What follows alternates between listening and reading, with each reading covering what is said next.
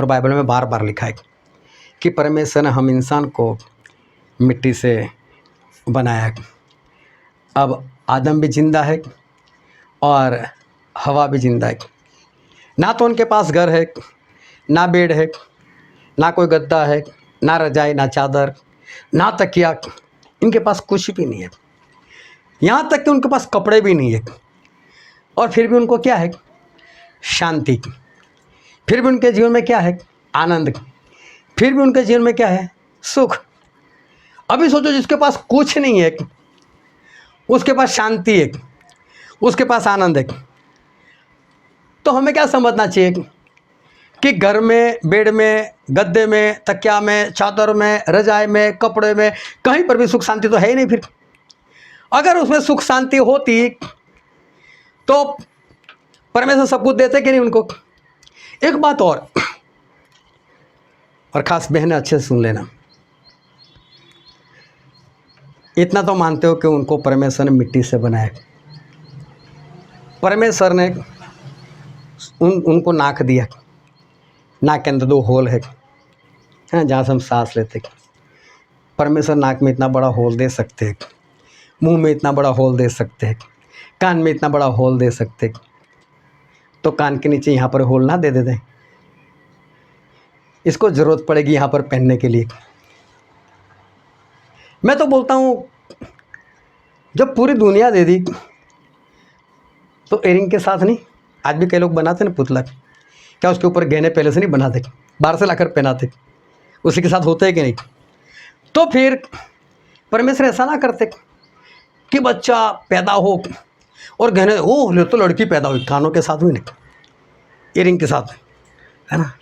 लड़के के लिए कुछ और गहना रखते और देखकर ही पता चल जाता, ऐसा नहीं है। प्रेज लॉर्ड, जय मसीह की। मैं स्टैनली मैकवान, मेरी YouTube channel Hindi Gujarati Bible study में आपका स्वागत है। मेरी चैनल को आज अभी इसी वक्त आप सब्सक्राइब कर लीजिए और परमेश्वर के ज्ञान में आप बढ़ते जाओ। परमेश्वर वो है जो अपनी सच्चाई हमारे सामने प्रकट कर देते। जो भी सच्ची बात है वो चाहे लोगों को कड़वी लगे या अच्छी लगे या बुरी लगे, लेकिन परमेश्वर हमारे सामने वो प्रकट कर देते और वो बात सच्ची होती है। शैतान वो है जो इंसान के सामने वो बातें प्रकट करता है जो सच्ची नहीं है लेकिन झूठ है। अगर वो बोलता है जीवन है तो समझ लो वहाँ पर मौत है। वो अगर बोलता है कि मौत है तो समझ लो वहाँ पर जीवन है। वो बोलता है रात है तो समझ लो कि वहाँ दिन है। वो झूठ लेकर आता है। लेकिन एक बात बताओ कि ज़्यादातर विश्वासी लोग वो शैतान का कहा हुआ करते और बाद में फंस जाते और कई लोग मर भी जाते हैं। शैतान कैसा झूठ लेकर आता है और किस झूठ से वो आपको बहकाता है और किस तरह से आप शैतान को मानने लग जाते हो। कौन सी ऐसी बात है परमेश्वर की जो आप नहीं मानते और कौन सी ऐसी बात है जो शैतान की है, झूठ है, लेकिन फिर भी आप उसको मानते हो। वो जानने के लिए मेरे साथ लगातार इस वीडियो में अंत तक बने रहो।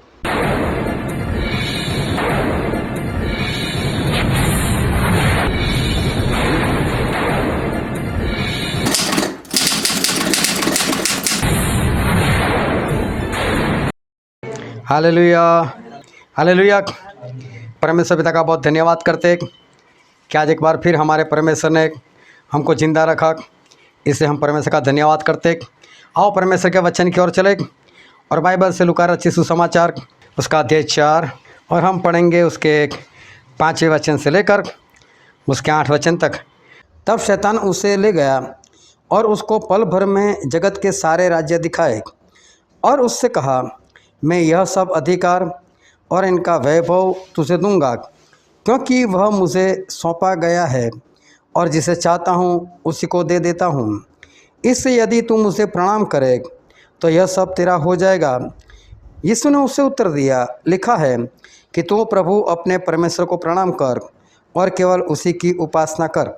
ये परमेश्वर पिता का वचन है जो हमारे बहुत ही आशीषित है और परमेश्वर पिता का वचन सच्चा है। और बाइबल में लिखा है यदि तू सच्चाई को जानेगा तो सच्चाई तुझे आज़ाद करेगी। बहुत ध्यान से परमेश्वर के वचन को सुनना, समझना, ग्रहण करना और उसके अनुसार चलते रहना। हालेलुया। सभी लोग जाग रहे हो? हालेलुया। चलो दोनों हाथों को उठाकर बताओ हालेलुया। कभी भी परमेश्वर को अपने जीवन में पहले स्थान पर रखो, क्योंकि हमारे परमेश्वर वो सर्वशक्तिमान परमेश्वर है, वो सब कुछ कर सकते हैं। सब कुछ कर सकने का मतलब क्या है? ऐसी कोई भी बात नहीं है जो हमारे परमेश्वर ना कर सके। लेकिन परमेश्वर का एक विरोधी है, जो परमेश्वर के लोगों का भी विरोधी है। परमेश्वर के लोग मतलब जो जो परमेश्वर ने पैदा किया उन सभी का विरोधी। चाहे कोई परमेश्वर को माने ना माने वो बात अलग से है, लेकिन परमेश्वर की जितनी भी रचनाएं उस सारी रचनाओं का भी एक विरोधी है, जिसको हम शैतान के नाम से जानते हैं। शैतान परमेश्वर का और परमेश्वर की सारी रचनाओं का वो दुश्मन है, वो विरोधी है। परमेश्वर आपको एक बात हमेशा बताते हैं, और वो बात वो है जो सच्चाई है।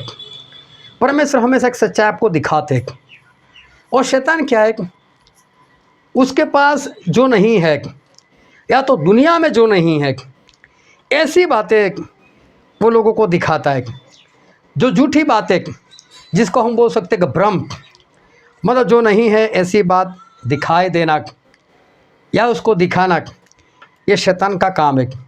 शैतान ऐसी चीज़ें दिखाता है जो सच में कहीं पर भी अस्तित्व में है ही नहीं। परमेश्वर हमेशा लोगों को सच दिखाते।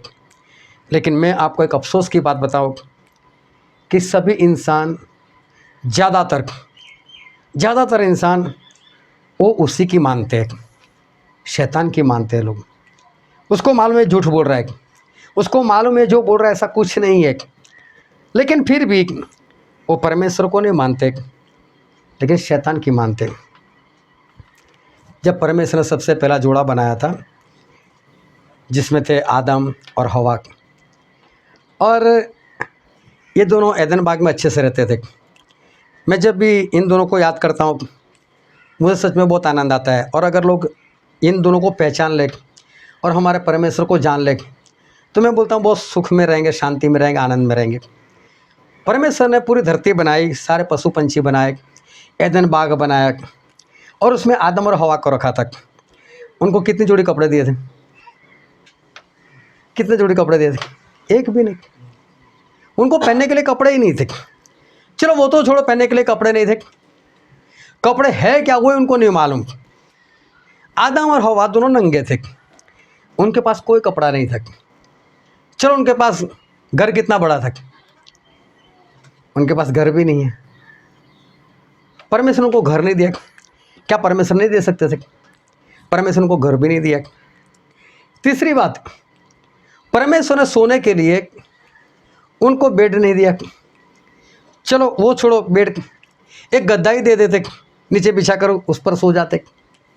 चलो वो भी छोड़ो, कम से कम सर के नीचे रखने के लिए तकिया तो दे देते, ओढ़ने के लिए एक चादर तो दे देते।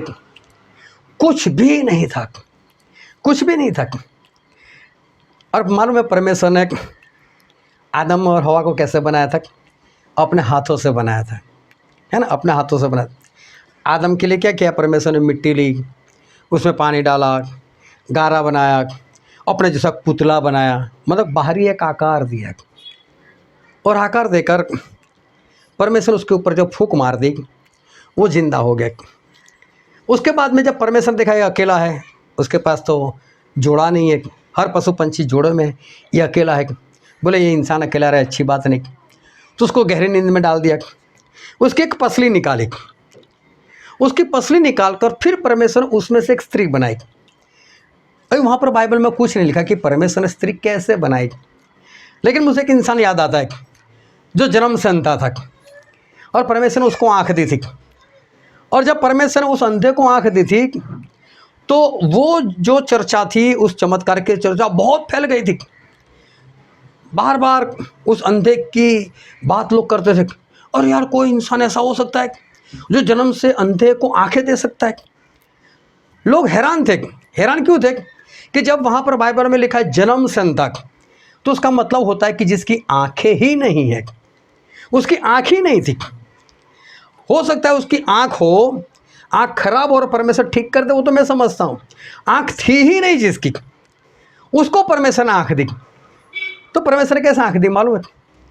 पहले तो वो थूके, और थूक कर जो ज़मीन थी उसका कीचड़ बनाया।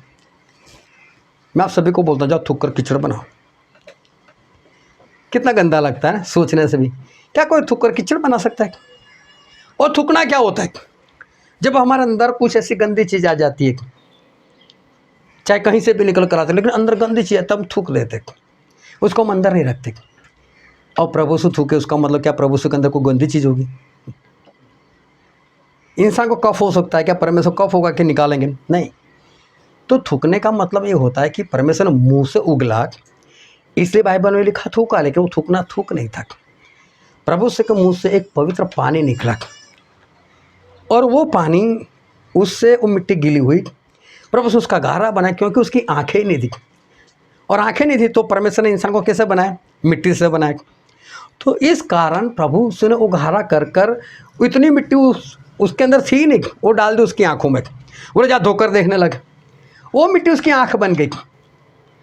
अभी सिर्फ याद करो हवा को, परमेश्वर से पसली निकाली, और भी पसली बनानी पड़ेगी, सर से लेकर पांव तक उसकी रचना और भी करनी पड़ेगी।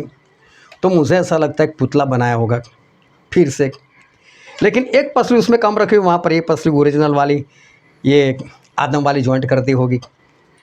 और इस तरह से परमेश्वर ने इस हवा की रचना कर दी। दोनों किससे बने? मिट्टी से बने। और बाइबल में बार बार लिखा है कि परमेश्वर ने हम इंसान को मिट्टी से बनाया। अब आदम भी जिंदा है और हवा भी जिंदा है।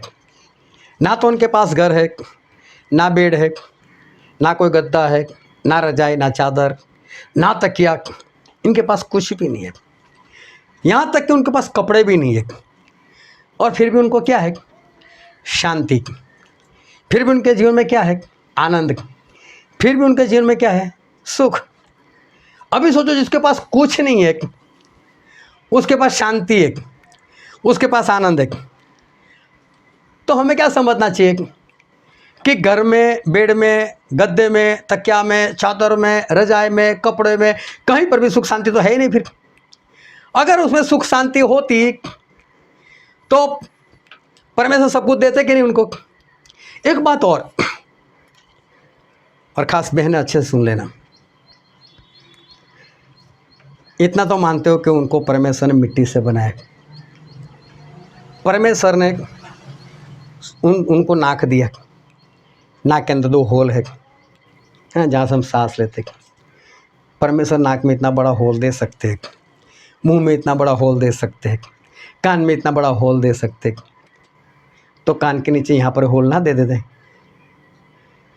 इसको ज़रूरत पड़ेगी यहाँ पर पहनने के लिए।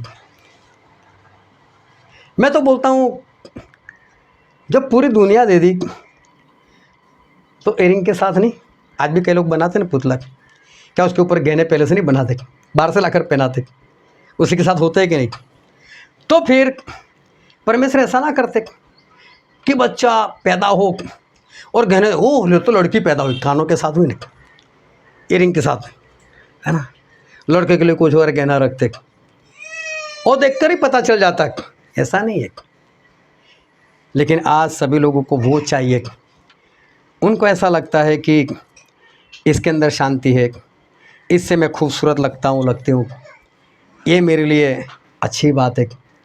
लेकिन आदम हवा को कोई पहचान ले कि उनके जीवन में अशांति कब आई, तो सभी लोग जान लेंगे कि ये पैसों के पीछे भागने वाली कोई बात वहाँ पर है नहीं। लेकिन शैतान आया और हवा को बोला, ए स्त्री इधर आ। बोले क्या परमेश्वर ने तुम्हें सारे फल खाने को मना किया है? स्त्री बोलते नहीं, हम तो सारे फल खा सकते हैं, एक ही फल नहीं खा सकते। बोले कौन सा? बोले जिस पर अभी तू बैठा हुआ है, यही बुरे बुरे का जो पेड़ है, बस उसी का फल हम नहीं खा सकते। बोले क्यों? तो बोले परमेश्वर ने हमको ऐसा बोला, जिस दिन खाओगे या छुओगे उसी दिन मर जाओगे। और शैतान बोलता है ऐसा परमेश्वर ने ऐसा बोला है? अभी ध्यान से समझना, ये बात ये स्त्री पहले से जानती है। क्यों पहले से जानती है? क्योंकि परमेश्वर ने पहले से बताया।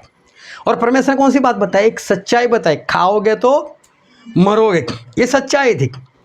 और देखो ये क्या बोल रहा है, नहीं मरोगे, उससे स्टार्टिंग ही वहीं से गए, नहीं मरोगे। लेकिन मालूम है क्यों परमेश्वर ने खाने को मना किया? बोले क्यों? परमेश्वर जानते ये भले बुरे का ज्ञान का पेड़ है, और आप लोगों ने अगर ये फल खा लिया तो आप तो भले बुरे का ज्ञान पाकर आप तो परमेश्वर के जैसे हो जाओगे। आप परमेश्वर को क्या समझते हो? ऐसा मानते हो कि परमेश्वर ने आपको उनकी समानता में बनाया? आप उनकी समानता में नहीं हो। उसके पास भले बुरे का ज्ञान तुम्हारे पास है, आपको कम कम दिया है, खा लो, उनके जैसे बन जाओ। लेकिन वो नहीं चाहते हैं, वो तो मैं चाहता हूँ, मैं चाहता हूँ तुम उनके जैसे बन जाओ। अरे हवा ने एक बार सिर्फ आंखें बंद कर कर या तो खुली आंखों से भी एक बार याद कर लिया था प्रभु को, यार वो तो मेरे जैसे दिखते हैं, वो जैसा करते वैसा मैं भी करती हूँ। नहीं यार मैं तो उसके समान चल रहे, तू यहाँ से तेरी बात नहीं सुननी की। ले हाँ ऐसा। और देखो ये बहुत बड़ी बात है कि किसी के बहकावे में आ जाना, और ख़ास कर जब स्त्री की बात है तो बहुत जल्दी ये काम हो जाता है। और ये हवा जो थी उसमें फंस गई, उसने उसकी बात सच मान ली जो सच नहीं थी। सच तो ये था कि वो परमेश्वर की समानता में थी ही नहीं, लेकिन फिर भी उसने शैतान की बातों को मान लिया। मैंने पहले ही बोला कि इंसान सच्चाई जानता है, परमेश्वर की ओर से उसको सच्चाई मिली है, और शैतान जो सच्चाई नहीं है वो पुकारता है, जो दिखता नहीं वो दिखाता है ऐसा हो जाएगा, होता भी नहीं। बाइबल ऐसे उदाहरणों से भरा हुआ है। लेकिन फिर भी ज़्यादातर इंसान आज भी किसकी मानते? शैतान की मान लेते। शैतान जो बोलता है वो लोग मान लेते। तो शैतान वो हमेशा इसीलिए आता है कि इंसान को किस तरह से परमेश्वर की ओर से दूर कर दूँ। हवा सब कुछ जानती थी, और फिर भी आखिर में उसने उन्हीं का कहा हुआ माना, जो झूठ था, जो सच्चाई नहीं थी, उसी को उसने माना। शैतान झूठ बताता है और झूठ बता कर मरवा भी देता है, वो इंसान को ख़त्म भी कर देता है। लेकिन देखना, मैंने आज तक किसी भी इंसान को ऐसा नहीं देखा, मैंने आज तक नहीं देखा कि जिसने शैतान के ऊपर क्रोध किया हो, जिसने शैतान के ऊपर गुस्सा किया हो। लेकिन परमेश्वर के ऊपर वो लोग गुस्सा करते, परमेश्वर के ऊपर क्रोध करते। एक पास्टर थे, की होगी कुछ गलती और उसके कारण उनकी किडनी में कैंसर हो गया। किडनी में कैंसर हो गया, 2-3 अस्पताल में गए, सभी अस्पताल वालों ने मना कर दिया कि आप बचने वाले तो हो नहीं, ऐसा केस लेकर हम क्या करें। बोले चले जाओ घर पर, जितना जी सकते हो उतना जी लो। और मालूम हो जोरों जोरों से बोलने लगा, मैंने तेरी सेवा की और तू मेरा देखता नहीं, मेरी किडनी को बिगाड़ दिया, मुझे कैंसर कर दिया। वो परमेश्वर को ऐसा बोल रहा है, परमेश्वर के विरोध में परमेश्वर के ऊपर गुस्सा कर रहा है। वो उस डॉक्टर लोगों पर गुस्सा नहीं कर रहा है, अरे मुझे चंगाई तो दो, मेरा कुछ तो करो, मैं पैसा देने के लिए तैयार हूँ। वहाँ पर कुछ नहीं बोल रहा है, लेकिन वो परमेश्वर को बोल रहा है, परमेश्वर के ऊपर क्रोध कर रहा है। ये बात में कोई बनी बनाई बात नहीं, लेकिन जैसा हो चुका है मैं उसकी बात बताता हूँ, सच्ची गवाही। और मैंने कई बार बोला कि जब भी मैं वचन में कोई गवाही देता हूँ तो इतना मान लेना कि ऐसा हुआ है। एक मैन थे और परमेश्वर का बहुत इस्तेमाल करते थे, और ख़ास करके दुष्ट आत्मा निकालने में। कई बार तो ऐसा होता था कि उनके पास वक्त ना हो तो मुझे बोलते थे, स्टैनली भाई इस जगह पर चले जाओ ना, और मेरा नाम लेना कि इस बहन ने बुलाया, मुझे भेजा है यहाँ पर, तो आपको प्रार्थना करने देंगे। मैं ठीक है। उन्होंने मेरा भी कई बार इस्तेमाल किया। लेकिन एक बार ऐसा हुआ, उसी बहन के अंदर दुष्ट आत्मा आ गया, जो खुद दुष्ट आत्मा निकालते थे। मालूम नहीं कुछ गलती हुई होगी कि जिसके कारण शैतान उसके अंदर आ गया। अभी वो परमेश्वर को गालियाँ बोलने लगी, मैंने तेरा इतना काम किया, मैं यहाँ पर भागी, मैं वहाँ पर भागी, ये किया वो किया। और बोला आज मेरी हालत ऐसी। उसने जादू टोना करवाया, जो लोगों से जादू टोना की चीज़ें बाहर निकाल देती थी, उससे खुद ऐसा किया। मेरे सुनने में आया ऐसा हुआ है। मैं बोला मैं चलता हूँ उनके घर प्रार्थना के लिए। बोले सेवक को तो एंट्री नहीं है।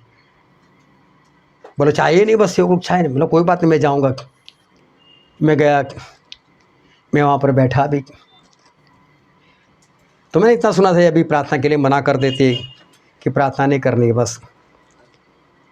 मैं मिला उनको, एक आम इंसान की तरह मिला, बस जैसे उनको दिलासा देने के लिए आया, बस ऐसे ही। मैंने ना कोई परमेश्वर की बात की, मैंने कुछ बोला नहीं, क्योंकि वो परमेश्वर के बारे में क्रोध से परमेश्वर को बोल रही थी।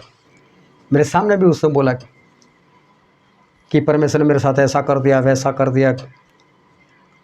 मैं अंदर सोच रहा हूँ कि जादू टोना करवाने लगे, तू भी गई, क्या उन लोगों ने तेरा अच्छा किया? वहाँ पर क्यों क्रोध नहीं किया? वहाँ पर तो पैसे देकर आए, लेकिन वहाँ पर क्यों क्रोध नहीं करते? परमेश्वर के ऊपर क्यों क्रोध करते हो? मैंने बहुत लोगों को देखा, परमेश्वर की अधीनता में नहीं, शैतान की अधीनता करना। परमेश्वर ने जो सच्चाई बताई है उसको नहीं मानना, शैतान का झूठ मानना। और शैतान की मानने के बाद भी शैतान कौन सा अच्छा करता है? वो फिर भी इंसान को बर्बादी करता है। और उसके बाद भी परमेश्वर के ऊपर क्रोध करना, लेकिन उस शैतान के ऊपर तो क्रोध नहीं करना। अभी हुआ क्या कि परमेश्वर आया एदन बाग में, ये दोनों छुप गए और परमेश्वर ने आवाज़, ये आदम आदम कहाँ है तू? आदम बोलता मैं छुप गया। बोले क्यों? तो बोले कपड़े नहीं दिए थे आपने मुझे, मैं तो नंगा था इसके लिए मैं छुप गया। प्रभु उसको बोलते किसने बोला तुझे तू नंगा है? जो फल खाने को मैंने मना किया था क्या तूने खाया? परमेश्वर बहुत शांति से बात करे, क्रोध से बात नहीं करे।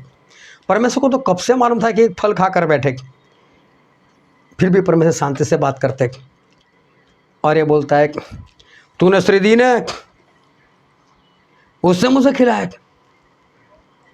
प्रभु भी याद करते होंगे जब उसने गहरी नींद से आंखें खोली थी और सामने उस स्त्री को देखा था और बड़ी बड़ी बातें करा, मेरी हड्डी, मेरा मांस, ये नारी कहलाएगी, नर से निकली, सारा प्रेम गायब। चलो मैं बोलता हूँ हवा ने खिला दिया, धोखे से ही खिला दिया, मान लेते। उसको 2 थप्पड़ ना मारे, मैं 2 थप्पड़ क्या 2-4 घूंसे भी मार देता, 2-4 लाते भी मार देता, उसको एडन बाग से बाहर निकाल देता। आदम खुद ऐसा करता। क्रोध किसके ऊपर किया उसने? तूने स्त्री दी। अभी सोचो गलती किसकी? एक तो उसने खा लिया, वो गलती, उसने खिलाया, उसकी बात मान ली, ये उसकी गलती, और जिससे खिलाया उसको तो अभी भी प्यार से रख रहा है। चलो हम दोनों छुप जाते। और परमेश्वर आए तो क्या बोलता है? तूने स्त्री दी। या करो आप गलती, फंस जाओ आप, शैतान की आप मानो, और जब तो परमेश्वर से क्रोध, आपने ऐसा किया, आपने वैसा किया, तूने स्त्री दी थी। तो जैसे तेरी आंख खुली जैसा बोले, ये नारी मेरी पसली लाओ वापस, मुझे नहीं चाहिए, इसको हटाओ, मैं किसी के भी साथ रह लूंगा। तब क्यों नहीं बोला ऐसा? है ना? तब तो घोड़े पर सवार है, रथ पे सवार, है ना? चाहे कितनी भी गर्मी फिर भी सूट, बड़ा हार और बैंड बाजे के साथ उसको लेकर आता है, कितना खुश होता है। और जब वो कुछ करते तब क्रोध कर, आपने दी। और बोले बहुत प्रार्थना करता तू, प्रभु दिला दो, एक दिला दो, कोई तो मेरे लिए हो। और जब मिलती है और कुछ होता है तब परमेश्वर के ऊपर क्रोध। ये शैतान वो तो पहले आदम के पास भी आया था, उसे तो आदम को भी बहकाया था, उसे तो आदम को भी बोला था आदम फल खा लेना। आदम ने नहीं माना था उसका। एक वचन पढ़ते हैं, 1 तीमोथी 2 अध्याय और वचन 14। और आदम बहकाया न गया, पर स्त्री बहकाने में आकर अपराधिनी हुई। यहाँ पर लिखा है आदम बहकाया न गया। इसका मतलब आदम के पास वो आया, उससे बहकाने का प्रयत्न किया, लेकिन आदम ने बोल दिया चल निकल यहाँ से, मुझे तेरी कोई बात नहीं सुननी। लेकिन जब वो स्त्री के पास गया तो स्त्री बहकावे में आ गई और स्त्री ने वो फल खाया। आदम ने धोखा नहीं खाया, लेकिन स्त्री ने धोखा खा लिया। आदम नहीं फंसे, लेकिन स्त्री उसकी बातों में वो फंस गई। इसका मतलब समझ लेना कि परमेश्वर ने इंसान को इतनी ताकत तो दी थी कि वो शैतान से लड़ सके, शैतान के वश में ना आ सके। शैतान चाहे कितना भी बहकाए, अगर आदम उसके बहकाव में नहीं आता, इसका मतलब ये है कि उसी तरह से परमेश्वर ने हवा को भी बनाया था। और मैं तो बोलता हूँ आदम की तो एक पसली निकाल दी, तो आदम में तो कुछ कमी भी आ गई, लेकिन हवा में तो कुछ कमी नहीं थी, और फिर भी वो बहकावे में आ गई। लेकिन परमेश्वर ने तो उसको भी अच्छी तरह से बनाया था, उसको अच्छा ही बना था, इतनी ताकत परमेश्वर ने उसको दी थी। लेकिन बात ऐसी हो गई कि वो फंस गई, लेकिन ये आदम फंसा नहीं था। परमेश्वर ने तो दोनों को ताकत इतनी दी थी। लेकिन हुआ क्या कि जब भी शैतान आदम के पास आया होगा ना, आदम ने उसकी बातें नहीं सुनेगी। ये फल खा लो ना, कुछ भी बोला होगा, ये चल तू यहाँ से निकल, तेरी बातें मुझे सुननी ही नहीं है। लेकिन हवा ने ना उस बात के अंदर इंटरेस्ट लिया, उस बातों के अंदर इंटरेस्ट लिया। एक जगह पर मैं ऐसे ही मीटिंग कर रहा था, वहाँ पर जगह अच्छी थी, ज़्यादा भी थी, इसलिए पुरुष एक और बैठे थे, स्त्रियाँ एक और बैठी थी। और जहाँ स्त्रियाँ बैठी थी ना, इतना शोर शराबा, इतनी आवाज़ है वहाँ पर। मेरा वचन चल रहा है और वो लोग बातें किए जा रहे। मेरे को बोला ये बहन जो लोग जो बैठे ना, वहाँ से मुझे आवाज़ बहुत आ रही है।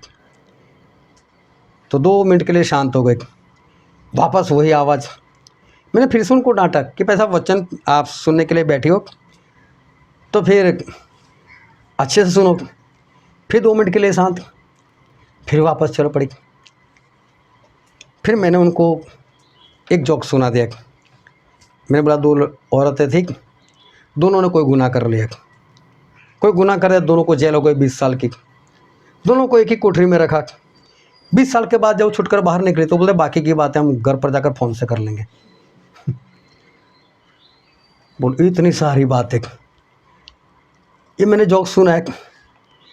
फिर भी 2 मिनट के लिए शांत, फिर वापस जैसी थी वैसी।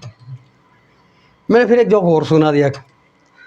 मैं वो 2 लड़कियाँ 2 औरतें आमने सामने आ गई और दोनों ऊपर खाना लेकर अपने पति के लिए जा रही थी। बातों में एक दूसरे के साथ ऐसे खो गई। कौवे वहाँ पर आए, उन्होंने खाना शुरू कर दिया। कौवा अपनी कौवी को भी लेकर आ गया, वहाँ पर उसने माला भी बना दिया, अंडे भी रखे कौवे ने, बच्चे भी आ गए, सब उड़ गए।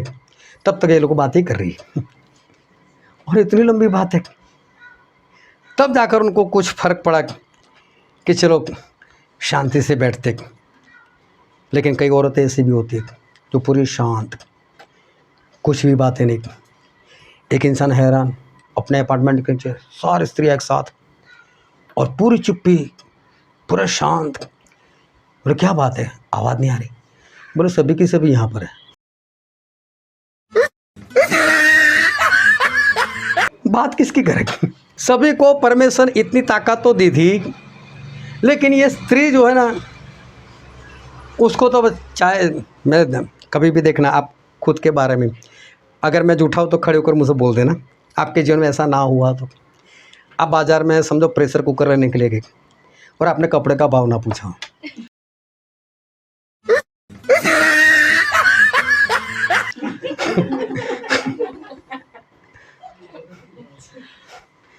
गए प्रेशर कुकर लेने के लिए तो उसकी बात करो ना, फिर बीच में कपड़ा कहाँ?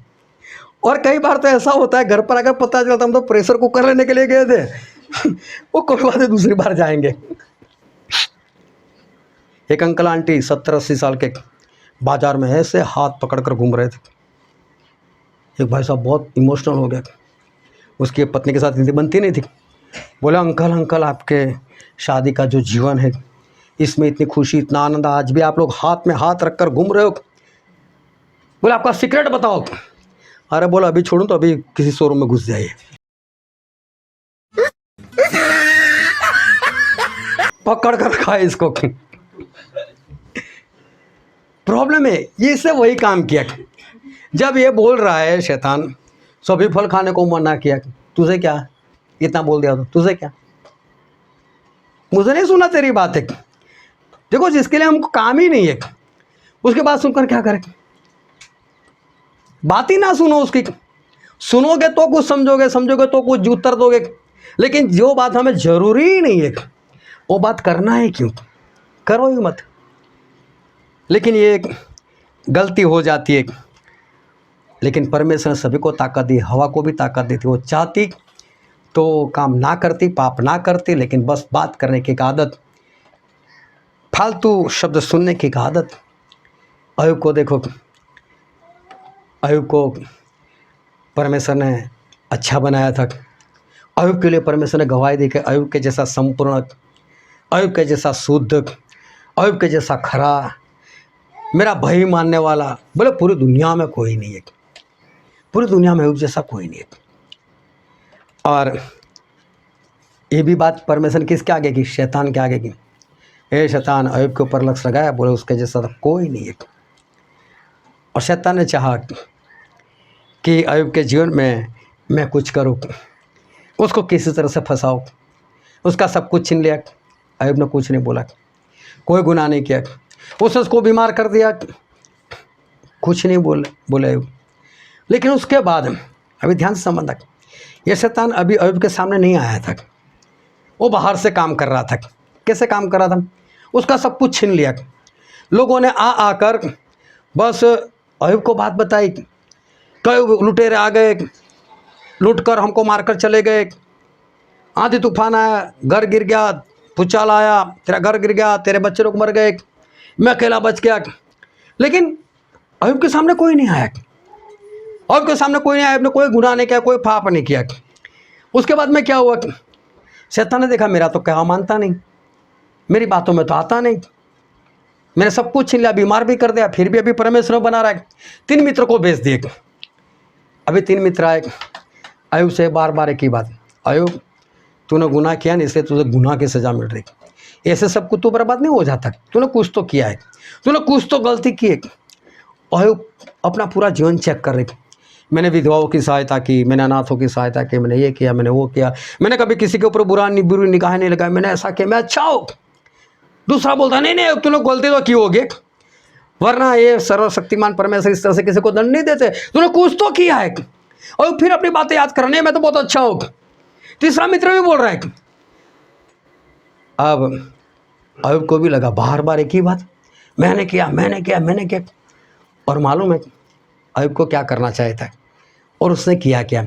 लेकिन एक वचन पढ़ता है अय्यूब की पुस्तक, उसका 19वां अध्याय और 9, 10, 11 पढ़ तो, मेरा वैभव उसने हर लिया है और मेरे सिर पर से मुकुट उतार दिया है, उसने चारों ओर से मुझे तोड़ दिया, बस मैं जाता रहा और मेरा आसरा उसने वृष्टिनाई उखाड़ डाला है। उसने मुझ पर अपना क्रोध भड़काया है और अपने शत्रुओं में मुझे गिनता है। यह अय्यूब बोल रहा है कि मैंने कुछ नहीं किया, मैं तो अच्छा हूँ, ये परमेश्वर उन्होंने मेरा वैभव छीन लिया, उन्हें मेरे वैभव को नष्ट किया है। बोलो तो अभी मेरा शत्रु हो गया मेरा परमेश्वर। देखो क्रोध किसके ऊपर किया है इसने? परमेश्वर के ऊपर। परमेश्वर ने हवा से पूछा, हे स्त्री तूने ऐसा किया, तूने आदम को फल किया। तब वो क्रोध में क्या बोलती? वो कौन सा धीरे से बोलती, नहीं नहीं प्रभु ऐसा नहीं है, वो तो वो सांप आया था ना, मैं उसके बहका मैं ऐसा थोड़ी बोलती। वो तो क्रोध में बोलती, वो सांप है ना, उसने, मतलब सांप किसने बनाया? तो परमेश्वर ने बनाया। मतलब तेरी गलती है, सब तेरी गलती। शैतान आकर लोगों को परेशान करता है और परेशान करने का कारण यही है कि लोग उसकी मान लेते और बाद में जब उसके जीवन में गड़बड़ी होती है तो क्रोध किसके ऊपर करता है? परमेश्वर के ऊपर क्रोध करता है। अपने आप को जांचते रहना, पता चलेगा कि इंसान किस तरह से काम करे। अय्यूब को परमेश्वर ने कुछ नहीं किया अभी तक, परमेश्वर ने अय्यूब को ना बर्बाद किया, परमेश्वर ने तो बड़ी गवाही दी थी उसके लिए। लेकिन ये अय्यूब, उसके 3 जो मित्र आए वो आकर उसको बार बार ताना मारे, तेरा परमेश्वर ऐसा, तूने परमेश्वर के विरोध में ऐसा किया, इससे परमेश्वर तुझे ऐसा कर रहे वैसा कर रहे, तो इसको क्या करना चाहिए? चलो निकलो यहाँ से, निकलो, मेरे परमेश्वर के विरोध की बातें करो, यहाँ से निकलो। निकाल दिया होता तो क्रोध उनके ऊपर करना चाहिए, लात मार कर भगा देना चाहिए। लेकिन क्रोध किसके ऊपर किया? नहीं परमेश्वर मेरा शत्रु बन गया, परमेश्वर ऐसे, परमेश्वर वैसे। ये ज़्यादातर सभी विश्वासी लोगों की ये आदत रही है, शैतान की अधीनता में जाना, शैतान का काम करना। शैतान कभी आशीष देता नहीं और इंसान जब फंसता है तब वो ऐसा बोलता है, परमेश्वर पर क्रोध करता है और परमेश्वर के ऊपर क्रोध कर कर वो परमेश्वर के विरोध में बोलता है। हवा ने यही काम किया। वो धीरे से बात नहीं कर रही, लेकिन वो भी परमेश्वर के ऊपर क्रोध कर रही। आदम भी उसको क्रोध करना चाहिए था हवा के ऊपर, लेकिन उसके ऊपर उसने क्रोध नहीं किया। लेकिन क्रोध किसके ऊपर किया? परमेश्वर के ऊपर। अब एक बात और ध्यान से समझना, परमेश्वर सर्वशक्तिमान है कि नहीं? हाँ या ना? है ना? परमेश्वर सर्वशक्तिमान है। परमेश्वर क्या नहीं कर सकते? एक बार परमेश्वर के दूत ने 1,80,000 को ऐसे ही मार दिया जो इस्राएल के विरोध में आ रहे थे। परमेश्वर ने आशा राजा को बोला, आशा राजा डर मत, मैं और मेरी सेना लड़ेंगे। सामने 10 लाख लोग थे, 10 लाख को उड़ा दिया। हमारे परमेश्वर क्या नहीं कर सकते? लेकिन फिर भी हमारे परमेश्वर की एक बात बहुत अच्छी है, हमारे परमेश्वर कभी भी किसी को डायरेक्ट आकर मारते नहीं। कोई इंसान परमेश्वर के विरोध में कितना भी बोले, लेकिन परमेश्वर को कुछ नहीं करते। लोगों ने प्रभु यीशु के ऊपर थूका, उनके ऊपर कोड़े बरसाए, लेकिन प्रभु यीशु ने क्या बोला? पिता इनको माफ़ करो, ये क्या करते नहीं जानते। हमारे परमेश्वर से दयालु एक, वरना वो क्या नहीं कर सकते। इतना बड़ा धरती का घोला बनाकर, मैं बोलता हूँ अब आप ज़्यादा नहीं, एक सुई ले लेना, उसको हवा में उड़ाकर बताना। और परमेश्वर ने ये धरती हवा में रखी कि नहीं ऐसे ही? क्या इसके नीचे कुछ है? किसी के ऊपर खड़ी की है? कहीं पर नहीं। एक हवा में उसको बोला बस यहाँ पर घूमती रहती। देखो कैसे परमेश्वर, और हमसे एक सुई तक नहीं होती। तो सोचो हमारे परमेश्वर क्या नहीं कर सकते? हमारे परमेश्वर सब कुछ कर सकते, लेकिन करते नहीं है। वो लोगों को मारते नहीं है, वो लोगों को तुरंत दंड नहीं देते। अगर परमेश्वर तुरंत करते ना, अगर कोई परमेश्वर को थोड़ा सा भी बोले, जैसे ही आदम ने बोला होता कि तूने जो स्त्री दी ना, उसी वक्त हार्ट फेल और गिर जाए। उसके बाद में अगर हवा कुछ बोले, ये सांप तूने बनाया, अभी तो उसका शब्द भी ना निकला हो, उसका भी हार्ट फेल और मर जाए। कोई परमेश्वर के इतनी सी बात करो तुरंत मर जाएगा। तो देखो लोग कैसे डरेंगे परमेश्वर से। लेकिन परमेश्वर कुछ करते नहीं ना, इसलिए लोग डरते। और इसके लिए क्या होता है मालूम है? एक कहावत है कि कमज़ोर पति पत्नी पर पहलवान। ऐसे कहावत है कि बाहर लड़ाई झगड़ा हो पति का तो बाहर डरता है, लेकिन क्रोध तो उसको भी आता है। लेकिन क्रोध कहाँ आकर निकालता है मालूम? घर आकर पत्नी पर, अभी तक चाय नहीं बनाई, उन्हें पानी नहीं दिया, कुछ भी लड़ा झगड़ा करके। ऑफिस में गया, कुछ गलती हो गई, बॉस ने बुलाया, उसको डांटा, बॉस को क्या बोले? वहाँ तो डर लगता है।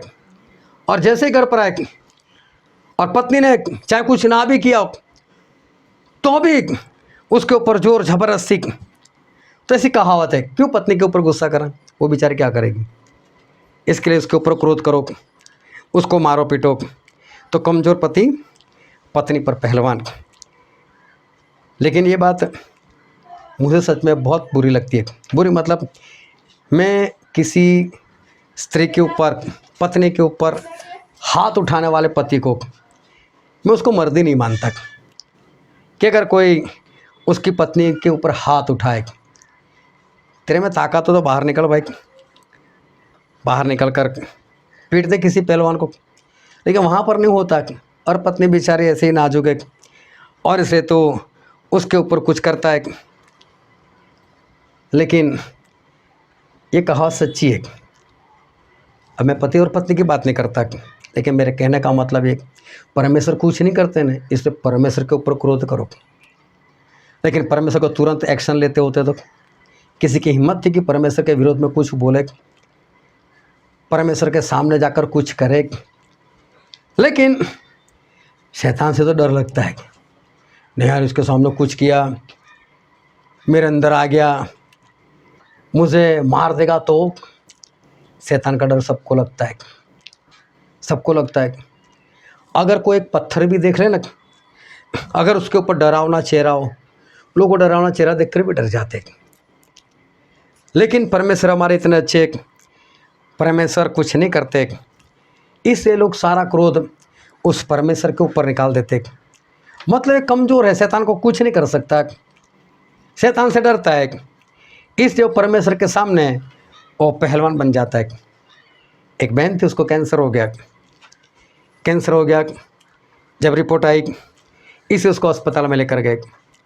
अस्पताल में लेकर गए, पैसे खर्च करते रहे और दवाई खाते रहे, कभी हॉस्पिटल में एडमिट, कभी ये कभी वो।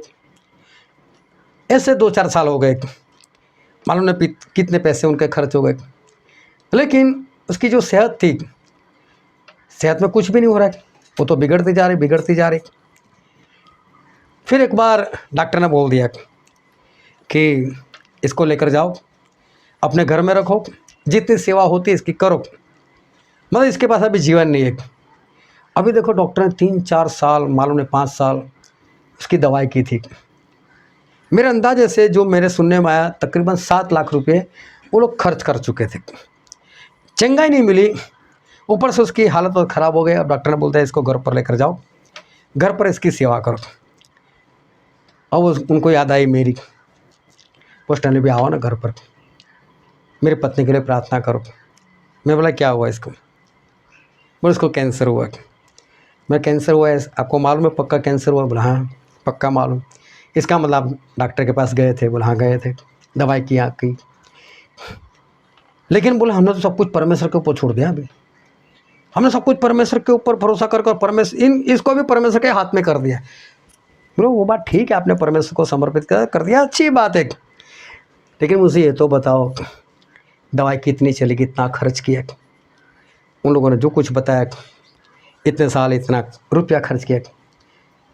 तो डॉक्टर ने क्या बोला? वो डॉक्टर तो ऐसा बोल रहे हैं कि अभी सेवा करो इसकी, कुछ नहीं हो सकता। मेरा सीधी सी बात बोलो ना, जब डॉक्टर ने मना कर दें तब आप परमेश्वर के पास आए, आप पहले से नहीं आए। डॉक्टर ने मना कर दिया इसलिए अभी आप परमेश्वर के पास आए।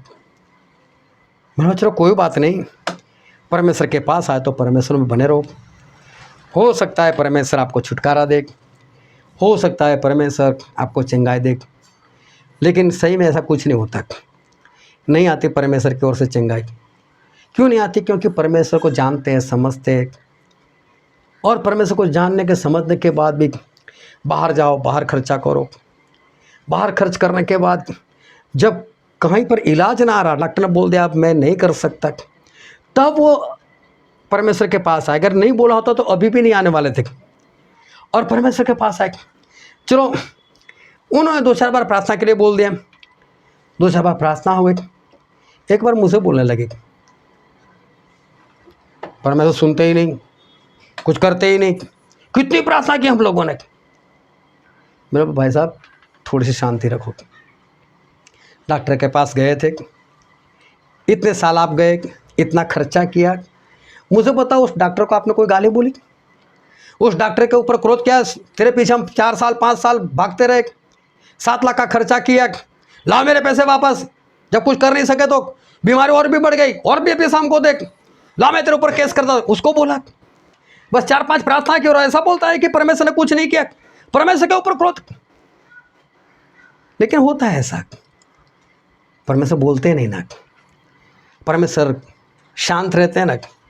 अगर परमेश्वर तभी एक थप्पड़ लगा दे ना तो कोई ना बोले परमेश्वर के विरोध में, किसी की हिम्मत ना हो। लेकिन कमजोर पति वो पत्नी के ऊपर पहलवान हो जाता है। बस उसको ऐसा यहाँ पर कौन बोलने वाला है, कौन परमेश्वर आएंगे, कहाँ मुझे कुछ करने वाले।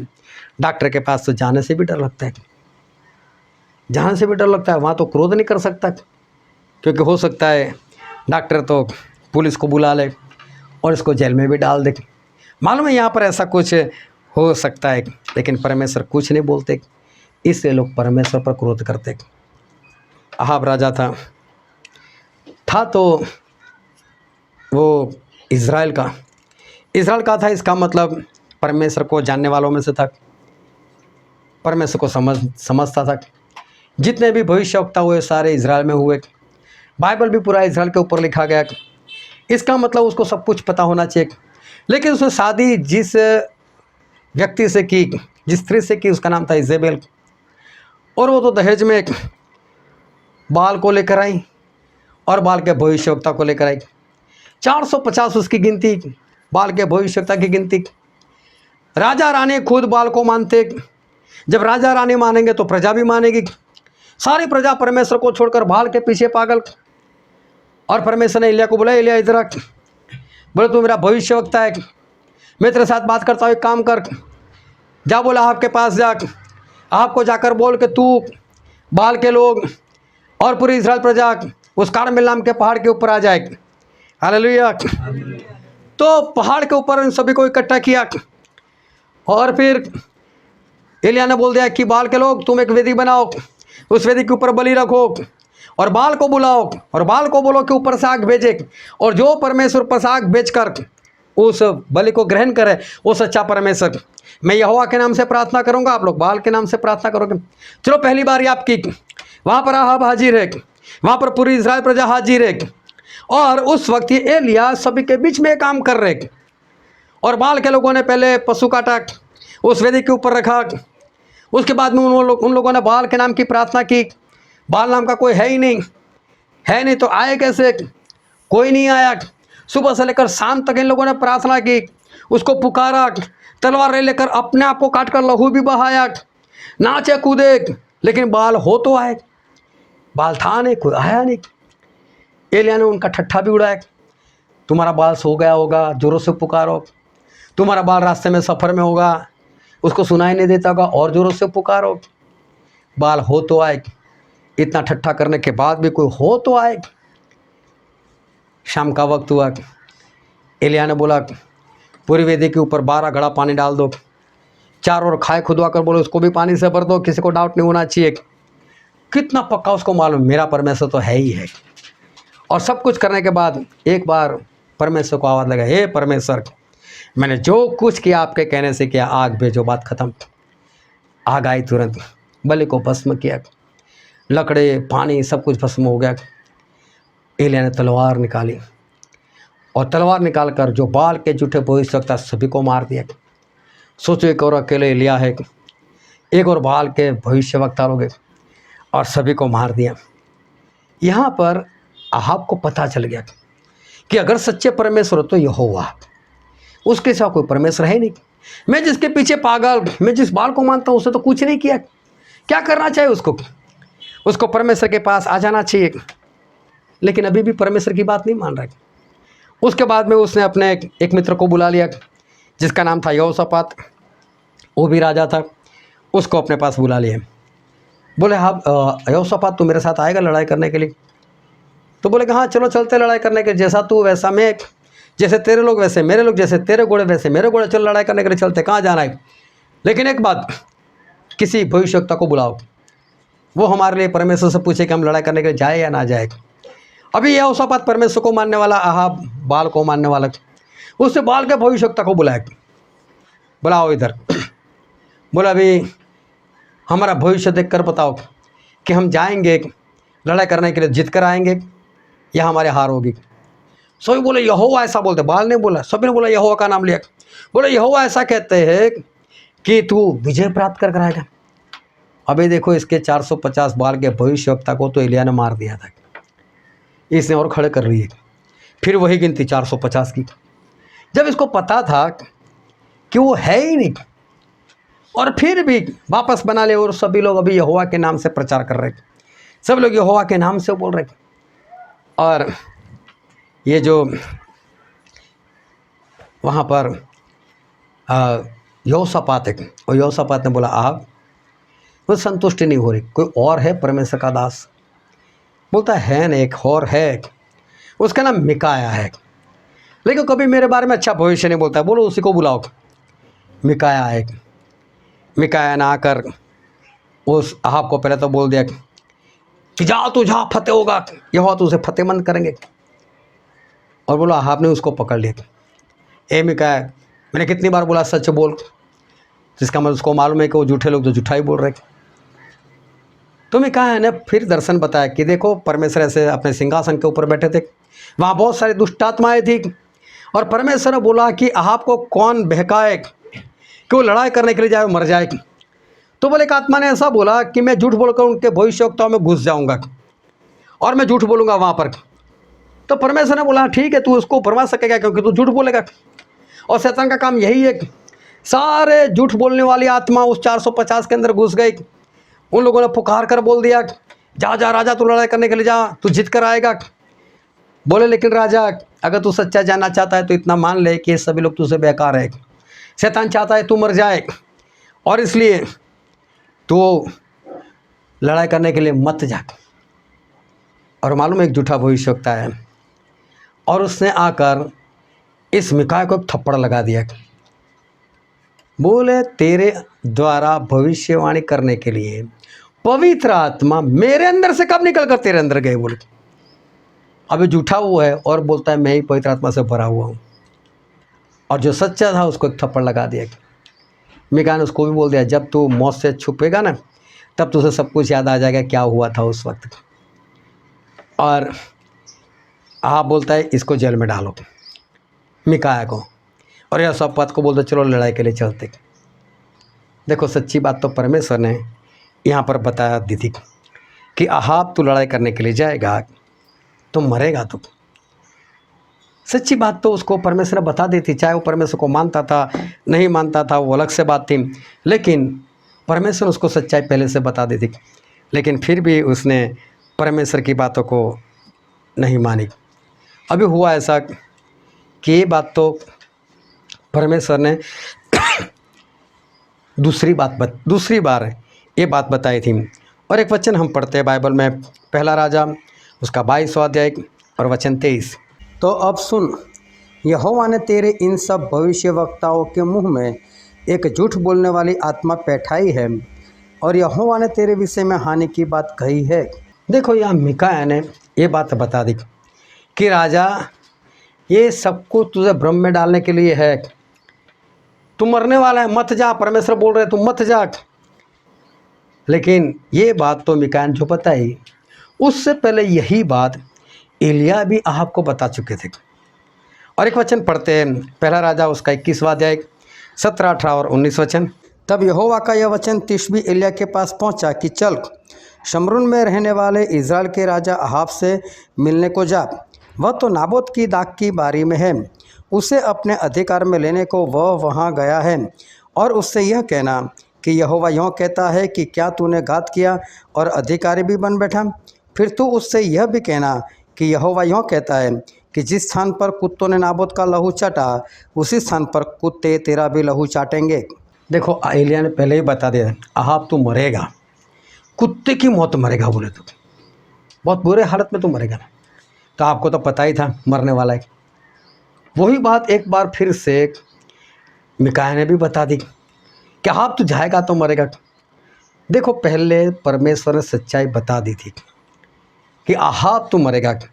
झूठे भविष्यवक्ता ने तो बाद में बताई, और उसने उन लोगों ने झूठ बताया कि तू तो जिएगा, तू तो फतेहमंद होकर आएगा।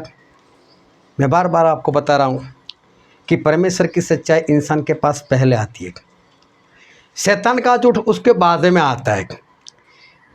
हर इंसान को परमेश्वर पहले सच्चाई बताते हैं, और उसके बाद शैतान भी आकर अपना झूठ बताता है।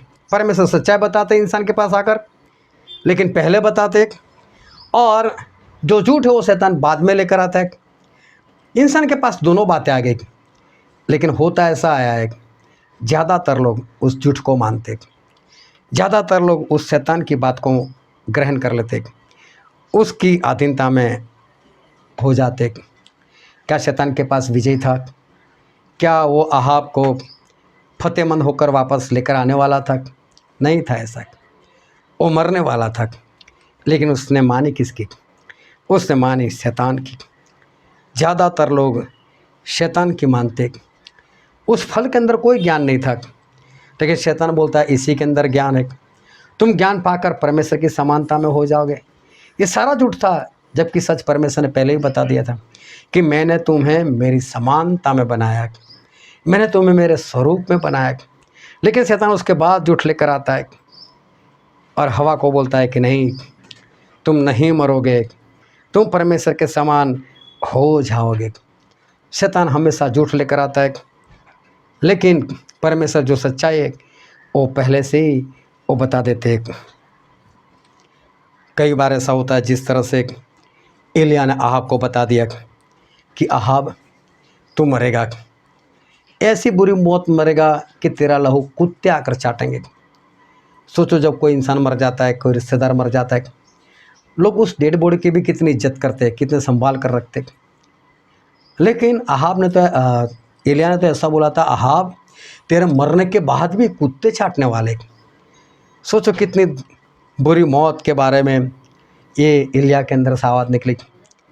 कई बार ये परमेश्वर के दास होते हैं ना, वो कभी किसी को इस तरह से श्राप नहीं देते। परमेश्वर के दास लोग होते हैं, कभी किसी के लिए बुरा नहीं निकालते। लेकिन कई बार ऐसा हो जाता है वो दिल से निकल जाता है। ऐसा नहीं होता कि परमेश्वर का दास किसी को मारना चाहता है, किसी का बुरा चाहता है, लेकिन होता है ऐसा कि उसके दिल के अंदर से एक ऐसी आवाज़ आ जाती है, उसके दिल के अंदर से ऐसी आवाज़ निकल जाती है, अहाब मरेगा। और अहाब मर गया। वो बुरे हालत में फंसकर वो मर गया। एलिय्याह नहीं चाहते थे कि अहाब मर जाए, लेकिन ऐसा कई बार परमेश्वर के जो दास होते हैं उनके मुंह से निकल जाता है।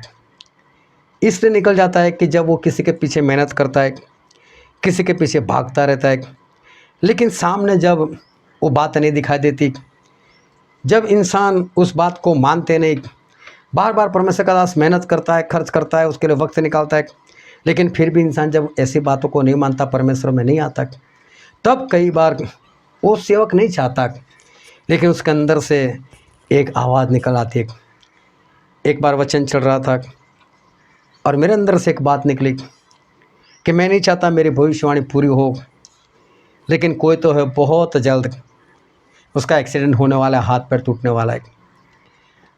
और उसी हफ्ते में हम सभी को मालूम है कि हमारे वहाँ जो रेखा आंटी आती है, उनका एक्सीडेंट भी हुआ, हाथ भी टूट गया, पैर भी टूट गया, और अभी तक उसके कारण ठीक से वो नहीं चल पा रहे।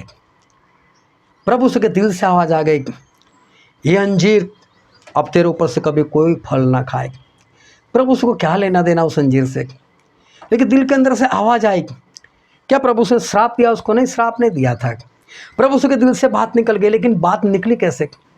बहुत ध्यान से समझ। प्रभु सु गए थे चर्च में, और चर्च में गए ना तो चर्च में कौन होते? विश्वासी लोग। चर्च में जाने वाले विश्वासी लोग होने चाहिए ना, परमेश्वर को जानने वाले, समझने वाले, मानने वाले, बाइबल पढ़ने वाले, प्रार्थना करने वाले, ऐसे ही लोग चर्च में जाते। जो गुंडागर्दी करते वो कहाँ चर्च में जाते? जो परमेश्वर को समझते, मानते, जिनके घर में बाइबल है, जो पढ़ते बाइबल, प्रार्थना करते, ऐसे लोग ही चर्च में जाते। लेकिन जब प्रभु से वहाँ पर गए तो चिल्लाना, चिखना, वहाँ आवाज आ रही, 5,000 की भेड़ ले लो, 5,000 की भेड़ ले लो, 25,000 का बेल ले लो। वहाँ तो सब बेच रहे, वहाँ पर लोग बेच रहे। प्रभु से सोचा, रे बेचने की जगह है क्या? यहाँ पर बेचा जाता है क्या? ये तो परमेश्वर का भवन है, ये तो प्रार्थना का घर है, यह तो प्रार्थना होनी चाहिए। और प्रार्थना किस उन्हीं के नाम की होनी चाहिए? वो तो इंसान बनकर आए थे, लेकिन परमेश्वर तो वही है। अभी जहाँ पर वो उनका घर है, जहाँ पर उनके नाम की प्रार्थना होती है, वहाँ तो लोग बलि के लिए चिल्ला रहे, वहाँ तो लोग बेच रहे। सोचो परमेश्वर को कितना क्रोध है। मैंने बोला इस भवन में मैं हमेशा रहूँगा, जहाँ पर मेरी उपस्थिति वहाँ पर ऐसे लोग, वहाँ पर इतना चिल्लाना। इतने क्रोध में आ गए, किया कुछ नहीं, वहाँ से वापस चले गए। लाजरस के गांव में रात रहे, रात को नींद नहीं आई उनको। मेरे घर में ऐसा कैसा चल रहा है? मेरे घर में लोग बेच रहे, मेरे घर में व्यापार हो रहा है, मेरे घर में ऐसी वैसी बातें। पूरी रात नींद नहीं आई, रात को खाना भी नहीं खाया। सुबह जल्दी उठ गए, चलो को पता चलो चलता है, चलो बोलता है प्रभु चाय पानी, और बोलो कुछ नहीं करना, चलो निकलो निकलो यहाँ से। प्रभु को बहुत भूख लगी, रात की भूख लगी, रात में कुछ नहीं खाया था, सुबह भी कुछ नहीं खाया। ऊपर से चर्च में ऐसा चल रहा है, उसका क्रोध है। और चलते चलते जा रहे थे और बहुत सारे अंजीर के पेड़ मिले। अंजीर की रुत नहीं थी तो फल नहीं होने वाला था, लेकिन अंजीर का पेड़ एक ऐसा पेड़ है जिसमें कभी फल आने से पहले फूल नहीं लगते। कभी अनार का पेड़ देखना, पहले फूल आएगा, फूल से आपको पता चल जाएगा कि अभी यहाँ पर फल लगने वाला है। कोई भी पेड़ देख लो, पहले फल आता है, उसके बाद में वो फूल के अंदर से फल लगता है।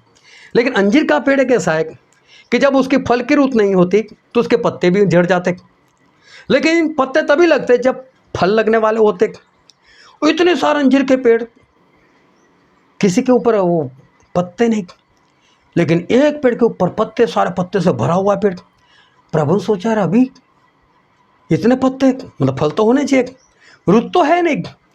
कई बार ऐसा होता है वक्त से पहले फल लग जाते, कई बार ऐसा होता है आम का वक्त आने से पहले आम लग जाती है। तो प्रभु से को हुआ कि होगा यार ऐसा, इतने पत्ते तो फल तो होगा ही। अभी सोचो उस पर से भूख लगी थी, है ना। विशाल थका हारा, पूरा दिन काम कर कर थक कर आए, दोपहर में खाना ना मिला हो, चाय ना मिलो, भूख लगी हो, घर में आए, घर में खाना नहीं है, कुछ नहीं होता। लेकिन गैस के ऊपर पतीला पड़ा हुआ है, प्रेशर कुकर रखा हुआ है, ढक्कन अच्छे से मार कर रखा है। तो सोच क्या आती है कि होगा इसके अंदर। तो कितनी आस से खोल कर देखेगा, बहुत भूख लगी, और जैसे ही खोला तो ठनक की आवाज़, अंदर कुछ है ही नहीं। तब तो क्रोध के साथ है, ये मम्मी ये क्या किया, जब अंदर कुछ नहीं था तो ऐसा रखा क्यों। देखो ना होता तो नहीं गुस्से होने वाला था, कोई बात नहीं उसमें क्या नहीं, तो भी बना लेंगे, 1 घंटे के बाद खा लेंगे, 1 घंटा और सहन कर लेंगे। प्रभु से को भाई कि नहीं खाया तो क्या है, कौन सी बड़ी बात है। लेकिन एक आस लगी, एक पेड़ तो है जिसके ऊपर फल है, क्योंकि पत्ते है तो फल हो गए। एक आस लगी तो पास में गए, ढूंढा फल, लेकिन नहीं मिला। तब उनके अंदर से आवाज आई, आज के बाद तेरे पर कभी फल ना लगे। दिखावा करता है, तेरे ऊपर कभी फल ना लगे। दूसरे दिन वहीं से जा रहे थे, पतरस की निगाह पड़ गई, ओ प्रभु प्रभु, इस अंजीर को तो आपने कल श्राप दिया था और अंजीर सूख गई। ये वचन हम बाइबल में पढ़ते हैं, मरकुस उसका 11वां अध्याय, और हम पढ़ते उसका 20 से लेकर 23 वचन तक पढ़ो। फिर भोर को जब वे उधर से जाते थे तो उन्होंने उस अंजीर के पेड़ को जड़ तक सूखा हुआ देखा। पतरस को वह बात स्मरण आई और उसने उससे कहा, हे रब्बी, देख, वह अंजीर का पेड़ जिसने तूने श्राप दिया था सूख गया है। यीशु ने उसको उत्तर दिया, परमेश्वर पर विश्वास रखो। मैं तुमसे सच सच कहता हूँ कि जो कोई इस पहाड़ से कहे, तू उखड़ जा और समुद्र में जा पड़, और अपने मन में संदेह न करे, वरन विश्वास करे कि जो कहता हूँ वह हो जाएगा, तो उसके लिए वही होगा। Hallelujah, hallelujah. चलो एक बार दोनों हाथों को उठाकर बोलो हालेलुया। अभी ध्यान से सुन, तो क्या हो रहा है यहाँ पर। दूसरे दिन जा रहे थे, वो अंजीर का पेड़ सूखा हुआ है। पतरस याद रहा, यीशु कल इसको ही श्राप दिया था आपने। बाकी के पेड़ को कुछ नहीं हुआ, वो अकेला सूख गया, एक ही रात में सूख गया। अरे प्रभु यीशु को बोला जाए, देखा पतरस, मैं तो बोलूँ ना हो जाए, ऐसा नहीं बोला। प्रभु उसने कुछ और ही बात बोली, विश्वास करो। अभी कहाँ अंजीर की बात, उसको श्राप देने की बात, उसको सुखा देने की बात, और प्रभु उसने तो बोला विश्वास करो। विश्वास करोगे तो तुमसे यही काम होगा। हालेलुया। परमेश्वर ने अपने चेलों को भी बोल दिया, अगर आप में विश्वास होगा ना, ऐसा ही हो जाएगा। मतलब आप विश्वास से चलते हो, आज्ञाकारी में चल रहे हो, लोगों को चलाने का प्रयत्न कर रहे हो। और अगर किसी ने दिखावा किया, जो बार बार मीटिंग में जाता है, जो आराधना करता है, जो हाथ उठाता है, जो प्रार्थना करता है, जो उपवास करता है, लेकिन फिर भी उसके जीवन में फल नहीं लगता, और तुझे उसके जीवन में फल नहीं दिखाई देता, और तेरे अंदर से आवाज़ निकले कि सूख जाए, वो मर जाएगा। परमेश्वर ने चेलों को नहीं सिखाया श्राप दो, लेकिन विश्वास करो, मैंने बोला ना हो गया ना, आप बोलोगे तो भी हो जाएगा। एलिया के अंदर से आवाज़ निकले, आप मरेगा तू, कुत्ते तेरा खून छाटेंगे। ऐसा ही हुआ। आपको तो बचाना चाहता था एलिया, तभी तो इतना सारा काम किया था।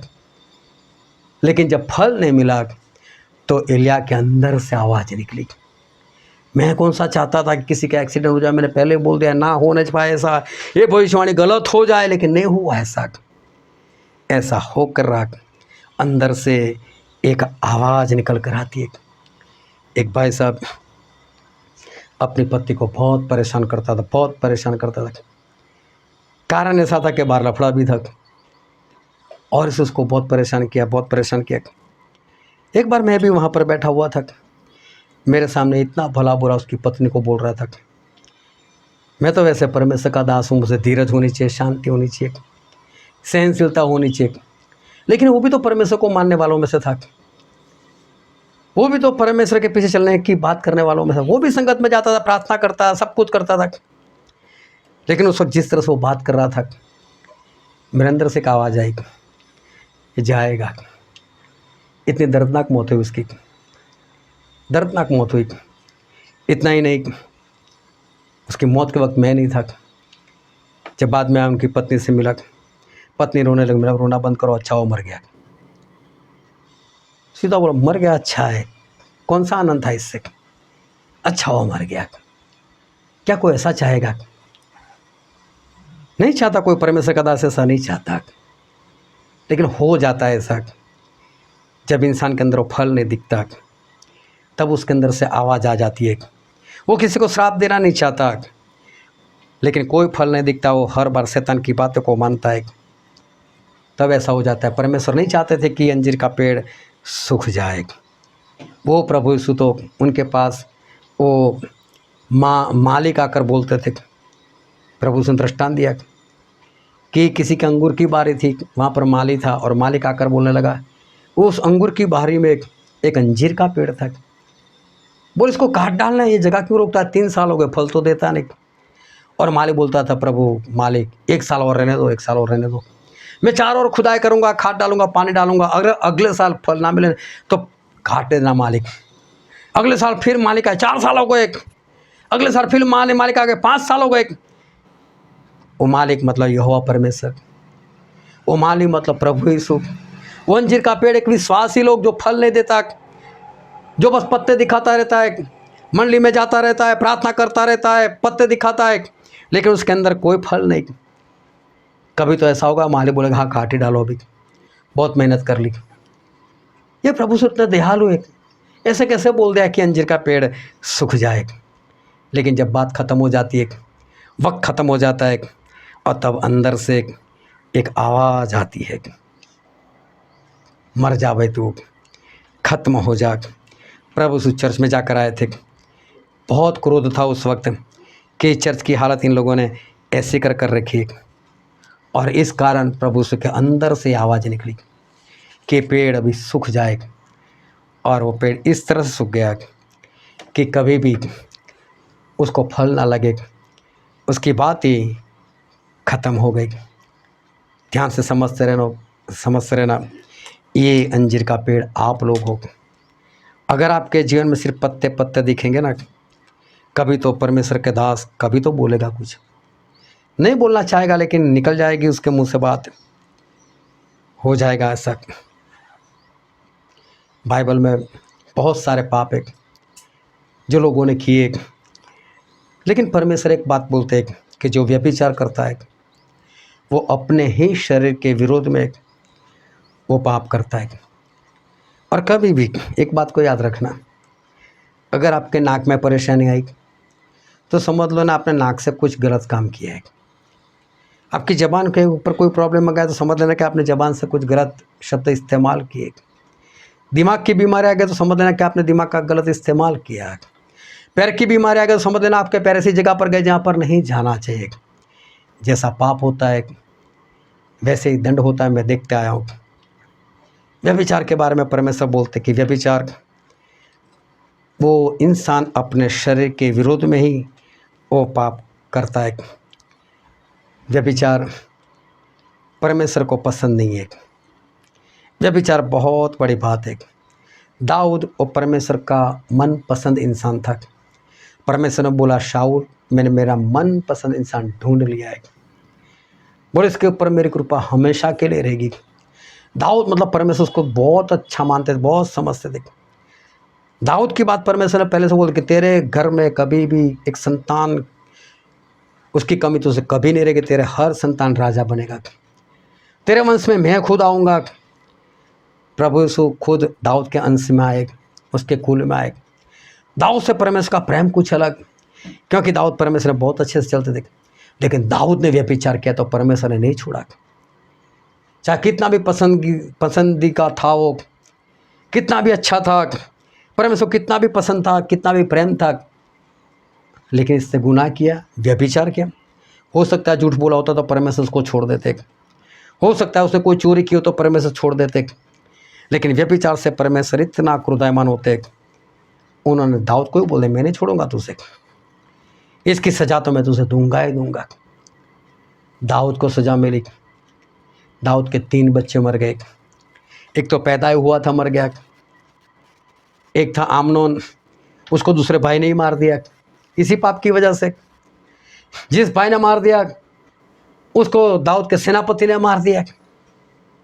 दाऊद को अपना घर अपना महल छोड़कर भागना पड़ा, जंगल में रहना पड़ा, लोगों ने उसका ठट्ठा किया, मजाक किया, लेकिन दाऊद को भुगतना पड़ा एक व्यभिचार।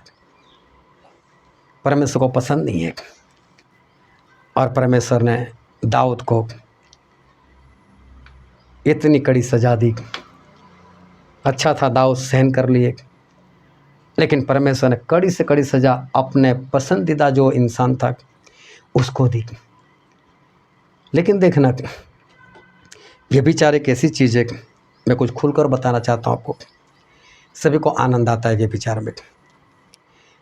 व्यभिचार में लोगों को आनंद मिलता है और लोग खुश होते हैं, अपने आप को ऐसा समझते हैं, देख मैंने उसको पटा लिया, मैंने उसको पटा ली। और व्यभिचार से लोग खुश होते हैं, लोग आनंदित होते हैं। लेकिन ये शैतान बताता है, दाऊद को भी ऐसा लगा बादशेबा के साथ व्यभिचार करने में आनंद है, अच्छी दिखती है, खूबसूरत दिखती है। बादशेबा भी तैयार थी, क्योंकि सामने राजा भी हट्टा कट्टा सा था। उसको भी शैतान ने यही समझाया, लेकिन जब भागना पड़ा, जब भुगतना पड़ा ना, जब 3 बेटे मर गए, तब बादशाह को भी पता चल गया होगा, दाऊद को भी पता चल गया होगा। लेकिन ध्यान से समझना, सच्ची बात पहले परमेश्वर बताते, शैतान झूठ बाद में लेकर आता है। इंसान दोनों बातें जानता है, लेकिन करता वही जो शैतान चाहता है। दाऊद का बेटा था सुलेमान। सुलेमान के पास इतने पैसे कि जैसे हम बाहर जाते हैं हमको पत्थर मिलते हैं, वैसे सोना मिलता था वहाँ पर। उसके जैसा धनवान आज तक कोई पैदा नहीं हुआ, उसके जैसा कोई ज्ञानी पैदा नहीं हुआ, दिखने में भी खूबसूरत होगा। और मालूम है सुलेमान ने 1000 रानी की, 1000 उसने रानी की।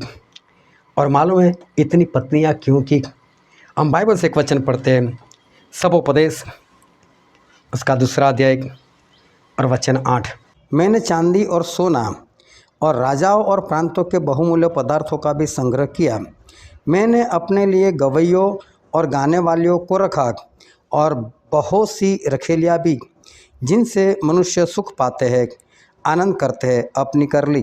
कामिनियों का मतलब होता है पत्नियों के उपरांत पत्नी करना, जिसको देसी भाषा में रखेल बोलते हैं। अपनी पत्नी के सिवा और 700 तो उसकी कानूनी पत्नी थी, 300 और उसे बना ली।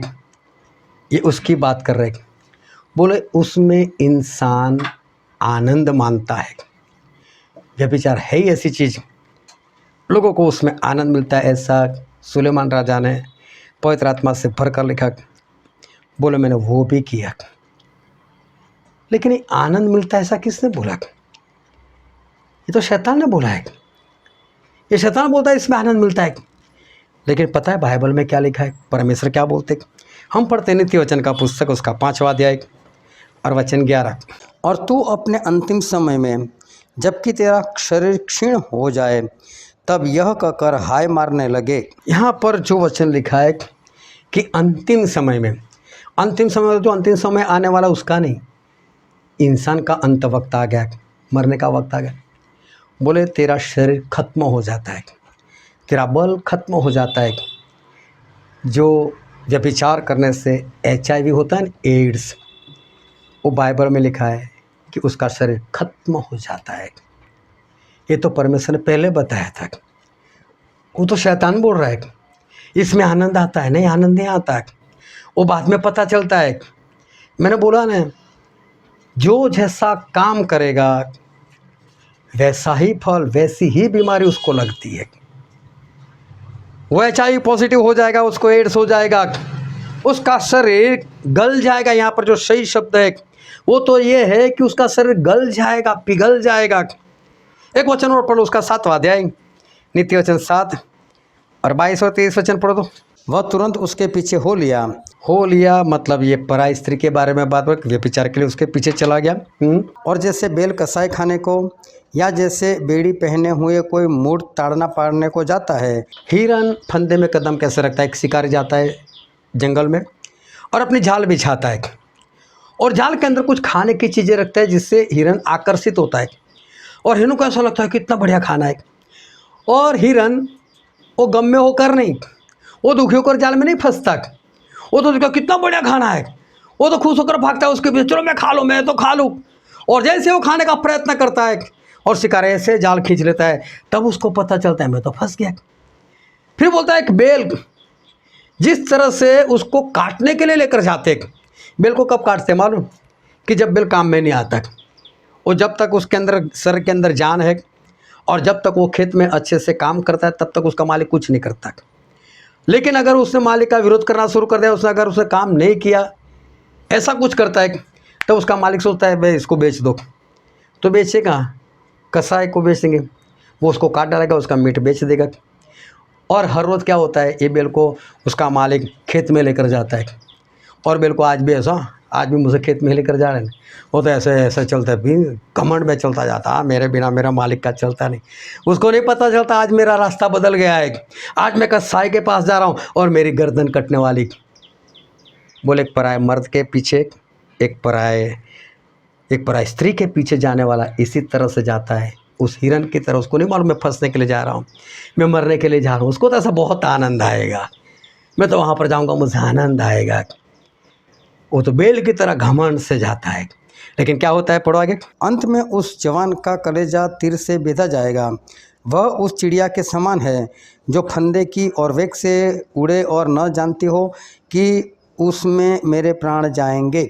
उसको नहीं मालूम, वो तो चिड़िया की तरह भागता है, वो तो उड़कर फंस जाता है। उसको नहीं मालूम मैं मरने वाला हूँ, उसको नहीं मालूम मैं मरने वाली हूँ। नहीं छोड़ेंगे परमेश्वर व्यभिचारियों को, व्यभिचार करने वालों को परमेश्वर छोड़ते नहीं है, ख़त्म कर देते। ये बात परमेश्वर ने पहले से लिखी। लेकिन सुलेमान ने क्या कबूल किया? जिसमें लोग आनंद मानते हैं। मगर शैतान क्या बोलता है, इसमें तो आनंद है। कोई आनंद की बात नहीं, वहाँ पर कोई आनंद नहीं। लेकिन वहाँ पर बीमारियाँ है, वहाँ पर शरीर जो है ख़त्म होने वाला है, वहाँ पर उसका कलेजा, उसका दिल जो है एक तीर से बेधा जाएगा, वो तो मरने वाला है। लेकिन वो तो इस तरह से जाता है जैसे बेल की तरह, इस तरह से फंसता है जैसे हिरन की तरह, इस तरह से उड़कर जाता है जैसे एक चिड़िया की तरह, खुश होकर जाता है, आनंदित होकर जाता है। लेकिन आखिर में क्या होता है, मरता है वो, उसको नहीं मालूम। यहाँ पर भी इंसान को सब मालूम है, सबको मालूम है कि ऐसा करने से ये बीमारी लगती है। फिर भी किसकी बातों में फंसते? शैतान की बातों में फंसते और शैतान का कहा मानते। ये बरसों से होता हुआ है कि परमेश्वर अपनी सच्चाई पहले से बता दिए, क्या करोगे तो क्या होगा सब परमेश्वर ने पहले से बता दिए। लेकिन शैतान दूसरी बात बताता है जो है नहीं, वो झूठी बात बताता है, नहीं ऐसा नहीं होगा तुम्हारे साथ तो ऐसा होगा। इंसान जानने के बाद भी वही काम करता है। और वही शैतान जब प्रभु इस धरती पर आए थे ना, तो आया प्रभु से के पास। प्रभु 40 दिन के उपवास में चल रहे थे। उपवास भी इसीलिए था कि शैतान को मारना है, सेवा करनी, लोगों को बचाना है। लेकिन लोगों को बचाने से पहले खुद तो बचे, खुद तो शैतान के ऊपर अधिकार प्राप्त कर ले। बहुत ध्यान से समझना, हम जितने भी लोग मसीह को मानते, हमारा एक फ़र्ज़ है कि हम और लोगों को बचाएं। लेकिन आप और लोगों को तभी बचा सकते हो जब आप खुद बचो। अगर आप खुद फंस जाओगे तो आपके अंदर पहले इतनी ताकत होनी चाहिए बचने की। आप कब बच सकते हो?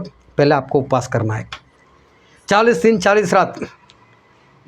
कल से शुरू मत हो जाना, मरने के बाद बोलोगे यार उन्होंने बोला था ऐसा। हाँ, 40 रात 40 दिन की बात। मेरे कहने का मतलब एक है कि हर रोज़ उपवास इसलिए करना है कि शैतान को मारना है, उसके ऊपर विजय प्राप्त करना है। प्रभु यीशु ने भी वैसा ही किया। इंसान बनकर आए थे, खाली होकर आए थे, तो पहले उन्होंने उस शैतान के ऊपर अधिकार प्राप्त किया, उसको हराया, बाद में सेवा करने के लिए निकले, और जब सेवा में आए उसके बाद कभी उपवास नहीं किया, देख लेना। 3.5 साल की सेवा में कभी उपवास नहीं किया। बोला कि शैतान को भगाना तो उपवास करो। मैं बोलता हूँ उपवास करके शैतान को भगाने के लिए जाओ, भाग गए तो सिर्फ उपवास करने से नहीं भागता, उपवास पहले होना चाहिए। अभी खा पी कर बैठे, कोई आकर बोले किसी को दुष्टात्मा, तो ऐसा बोले कल उपवास कर आऊँगा, खा कर भी भागो ना, उसको भगाओ। वो उपवास तो आपको पहले होने चाहिए। और चर्च वालों ने जोड़ दिए, ईस्टर संडे के पहले 40 उपवास करो, लैंड के दिन है, हर रोज़ मीटिंग करो। ऐसे घूमते हैं जैसे उनका यीशु मर गया। शराब वाले शराब छोड़ देते, गुटखा वाले गुटखा छोड़ देते, कई लोग तो मांस मच्छी छोड़ देते और 41वें दिन ऐसे गिरते गटर में, बता देते कि हम भी कौन है। ऐसे हालात होते नहीं। पहले खुद बचो, उस शैतान के ऊपर अधिकार प्राप्त करो। प्रभु से वही काम कर आया शैतान, इसे उधराओ लेकर गया पहाड़ के ऊपर। प्रभु से गए उसके साथ। बहुत ध्यान से समझना, बहुत लोग ऐसा समझते कि शैतान हमको छू नहीं सकता, शैतान ये नहीं कर। शैतान ने प्रभु यीशु का हाथ भी पकड़ा है, हाथ पकड़कर मंदिर के ऊपर चढ़ा दिया था, बोले यहाँ से गिर जा। हाँ, शैतान ऐसे नहीं डरता है, वो प्रभु यीशु को भी हाथ पकड़ सकता है, कुछ नहीं होता उसको। वो प्रभु यीशु को बोला चलो मेरे साथ। प्रभु यीशु के अधीनता में गए, चल आता हूँ मैं तेरे साथ। पहाड़ के ऊपर चले गए, ऊंचे पहाड़ के ऊपर, पूरी धरती दिखाई, वहाँ का जो भी मौसम है सब कुछ दिखाया, अच्छे अच्छे कपड़े दिखाए होंगे, व्यभिचार दिखाया होगा, चोरी दिखाई होगी, ये वो बहुत कुछ दिखाया होगा। और फिर बोलता है ये सब कुछ मेरा है, मेरे अधीनता में सब कुछ है, ये सब कुछ मुझे दिया गया है, और जिसे चाहे उसे मैं दे सकता हूँ, जिसे चाहे मैं दे सकता हूँ, बस तू मुझे दंडवत कर। बोले मुझे दंडवत कर, मैं तुझे दे दूंगा। प्रभु यीशु उसकी बातों में नहीं आए। प्रभु यीशु को सच्चाई मालूम थी, ये तो सिर्फ बोलता है, इसके पास कहाँ है। धरती किसने बनाई? परमेश्वर ने बनाई, सब कुछ तो उनका है, और उनको ही बोला मैं तुझे दे दूंगा। और आज जो वचन हमने पढ़ा था, लूका रचित सुसमाचार उसका 4 अध्याय, पढ़ो तो उसका 5, 6 और 7 वचन। तब शैतान उसे ले गया और उसको पल भर में जगत के सारे राज्य दिखाए, और उससे कहा मैं यह सब अधिकार और इनका वैभव तुझे दूंगा, क्योंकि वह मुझे सौंपा गया है, और जिसे चाहता हूँ उसी को दे देता हूँ। इसलिए यदि तू मुझे दंडवत करे तो यह सब तेरा हो जाएगा। देखो ये शैतान प्रभु से ऐसा बोलता है, सब कुछ दिखाकर बोले इस संसार का वैभव, इस संसार का महिमा, मैं इस संसार में जो आकर्षित करने वाली जितनी भी चीज़ें हैं, वो शैतान ऐसा बोलता है मैं तुझे दूंगा। किसने बोला? शैतान ने बोला मैं तुझे दूंगा। फिर और क्या बताया? Hallelujah, hallelujah. चलो दोनों हाथों को उठाकर बोलो हालेलुया। क्या लिखा है? शैतान ऐसा बोलता है जिसे चाहूँ उसे मैं देता हूँ। हालेलुया। आप बाजार में जाते हो, एक पुतला होता है कपड़े की दुकान के बाहर, उसको अच्छे कपड़े पहनाए होते, और आप वाह वाह क्या फ्रॉक है, वाह क्या पैंट है, आकर्षित हुए। मुझे सिर्फ इतना बताओ ये किया किसने आकर्षित? जोरों से बोलो, कौन बोल रहे हैं? बाकी को कौन आकर्षित करता है? शैतान करता है आकर्षित। आपको जो चीज पसंद आ जाती है, कौन आकर्षित करता है? शैतान आकर्षित करता है। हालेलुया। अच्छे कपड़े देखकर आप खुश, वाह बहुत बढ़िया। अपना होटल देख ली, चलो होटल छोड़ो, रेडी देख ली, वहाँ पर हो सकता है कुछ चिकन दाना वगैरह कुछ बन रहा है, क्या खुशबू है। अभी तो चक्कर तो नहीं देखा, क्या खुशबू है। आकर्षित हुए कि नहीं? किसने किया? हालेलुया। समझना आज, ये किसने किया? शैतान ने किया। जो पुरुष है, उन लोगों ने कोई लड़की देख ली, चाहे कम कपड़ों में ज़्यादा कपड़ों में, खूबसूरत दिखती थी, जैसी भी दिखती हो अच्छी दिखती, और वो खुद क्या कितनी खूबसूरत है। किसने किया? अगर किसी को मर्द पसंद आ गया, किसी स्त्री को वो मर्द पसंद आया, उसने देखा कितना बढ़िया हैंडसम दिखता है, तो किसने किया? मेरी बात झूठ हो तो बोल देना मुझे। ये होता है, ये हो रहा है, और शैतान क्या बोलता है, जिसे चाहे उसे मैं देता हूँ। हालेलुया। और फिर इंसान प्रार्थना करे, परमेश्वर यही वाली दे दो और मेरी वाली को भगाओ यहाँ से, परमेश्वर इसको हटाओ, वो वाला दे दो। क्या परमेश्वर सुनेंगे प्रार्थना? क्यों तलाक होते हैं? कौन तलाक करवाता है? ये सब कुछ जानने के बाद इंसान अधीन किसको होता है? सच्चाई कब आई? पहले आई। हालेलुया। तलाक की बात तो बाइबल में लिखी पहले से, है ना। और ये आनंद की बात तो शैतान लेकर आता है। मानते किसकी ये लोग? और अगर नहीं होता तो फिर हाँ तूने किया। शैतान को तो बोलने ही नहीं जाते, उसके साथ कोई लड़ाई झगड़ा नहीं। वहाँ तो डर लगता है, डर लगता है। कमजोर पति पत्नी के ऊपर पहलवान। काश मेरे परमेश्वर जैसा कोई क्रोध कर तभी थप्पड़ लगाते ना, फिर किसी में हिम्मत नहीं होने वाली थी कुछ करे। फिर तो कोई आकर थप्पड़ लगाए, ओ परमेश्वर तुझे आशीष दे। कुछ नहीं बोला भाई, इसको आशीष तो बचो बस। लेकिन परमेश्वर तुरंत नहीं करते ना, इसलिए लोग परमेश्वर के ऊपर क्रोध करते। बात समझ लेना, आप अपनी मूर्खता के कारण फंसते हो शैतान की बातों में। आप जानबूझकर सब कुछ जानते हो कि परमेश्वर ने मुझे क्या सिखाया है, परमेश्वर क्या बोलते हैं, मेरे घर में बाइबल है, मैंने बाइबल पढ़ा है, बाइबल के अंदर क्या लिखा है, सब कुछ आप जानते हो। और उसके बाद भी शैतान जो बोलते हो उसकी अधीनता में आप जाते हो। क्यों आप बीमार? क्यों आपके जीवन में अशांति? क्योंकि शांति, आनंद, चंगाई किसके पास है? परमेश्वर के पास। अगर वो आपके जीवन में नहीं तो परमेश्वर आपके जीवन में नहीं। सीधी सी बात है, सिंपल लॉजिक है ना, सीधा मैथमेटिक्स है। बस यही बात अगर समझ में आ जाए बहुत अच्छी बात है। लेकिन यही बात लोगों को समझ में नहीं आती। क्या बोला प्रभु से मालूम है? एक आखिरी वचन पढ़ते हैं, मत्ती रचित सुसमाचार उसका 28वां अध्याय और वचन 18। यीशु ने उनके पास आकर कहा कि स्वर्ग और पृथ्वी का सारा अधिकार मुझे दिया गया है। हालेलुया। स्वर्ग और पृथ्वी का सारा अधिकार किसके पास है? किसके पास है? परमेश्वर के पास। और शैतान क्या बोलता है? मेरे पास है। जिसका है उसी को बोलता है मेरे पास है, मैं तुझे दे दूंगा, बस दंडवत कर। सच्चाई ये है कि हमारे परमेश्वर का सब कुछ है, शैतान का नहीं है, हमारे परमेश्वर का है। लेकिन हमारे परमेश्वर को मालूम है कि कपड़े नहीं थे तब तक तो आनंद में रहते थे, कपड़ा है तभी मगजमारी हो रही, कपड़ा है तभी तो ये माथा फोड़ी हो गए लोगों के जीवन में, है ना। अभी चर्च में जाते हैं, पति और पत्नी जाते हैं, अच्छे कपड़े पहन कर जाते हैं। लेकिन अगर कोई स्त्री ने उससे अच्छे कपड़े पहन, मुझे ऐसी साड़ी ला कर दो ना, है ना, मुझे ऐसे कपड़े ला कर दो ना। समस्या तो वही पर होते, नहीं थे तब तक कोई समस्या नहीं थी। परमेश्वर को मालूम कि आपकी सुख शांति किस में है, वो आपको नहीं मालूम। शैतान का कहो मत करो। आप सब कुछ जानते हो, बाइबल को जानते हो, तो बाइबल में जो लिखा वैसा ही करो। शैतान की अधीनता में मत आओ, उसके पास कुछ नहीं है, वो हमेशा लोगों को परेशान करता रहता है। हालेलुया। आओ हम सभी अपने आँखों को बंद करें, अपने मस्तकों को प्रभु के आगे झुकाए।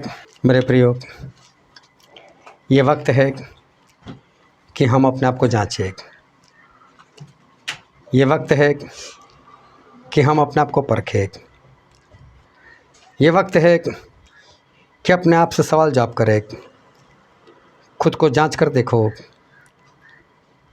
कि आज मैं कहाँ पर हूँ। परमेश्वर की बात भी मैं जानता हूँ और शैतान की बातों को भी मैं जानता हूँ। परमेश्वर ने मुझे सच्चाई बताई है और शैतान मुझे झूठ में लेकर जाता है। लेकिन मैं आता हूँ किसकी अधीनता में? अपने आप को झांचो, अपने आप को ऊपर खो। उस पैसों के पीछे भागना, लालच करना, व्यभिचार में पड़ना, शैतान की बातों में फंसना, उसके बाद परमेश्वर के ऊपर क्रोध करना, ये सब कहाँ से है? ये सब मेरे जीवन में कैसे आया? वो आकर्षित करने वाली चीज़ें मेरे अंदर कौन वो आकर्षित पैदा करता है। अपने आप को झांचो, क्या मैं भी कहीं पर शैतान की बातों में फंसा हुआ तो नहीं, कहीं ऐसा तो नहीं आज मेरे पास परमेश्वर नहीं रहे। अपने आप को जांचो, अपने आप को परखो। हमारे पास वक्त बहुत कम है, शैतान अपना काम कर रहा है, लेकिन हमें शैतान का कहा हुआ नहीं करना है। हमें परमेश्वर के वादों को, परमेश्वर की प्रतिज्ञा को, परमेश्वर की आज्ञाओं को मानकर, उनके वचन में चलकर हमें शैतान को हराना है। आज हम ये ठान ले, क्या तक जो भी शैतान का कहा हुआ किया है उसके लिए परमेश्वर क्षमा मांगकर, और अब परमेश्वर से कहे कि परमेश्वर से वाचा बांध कर कहे कि परमेश्वर मैं आपकी आज्ञाकारी करूँगा और आपके वचन में जो लिखा है मैं वही करूँगा, ताकि मैं बचा जाऊँ। फ़ायदा आपका है। शैतान झूठ बताता है और सच्चाई परमेश्वर ने पहले से बता कर रखी है। क्या करना वो सब कुछ आपके हाथ में है। इस वचन को समझने के लिए, ग्रहण करने के लिए, उसके अनुसार चलने के लिए प्रभु की कृपा हम सभी पर होने पाए।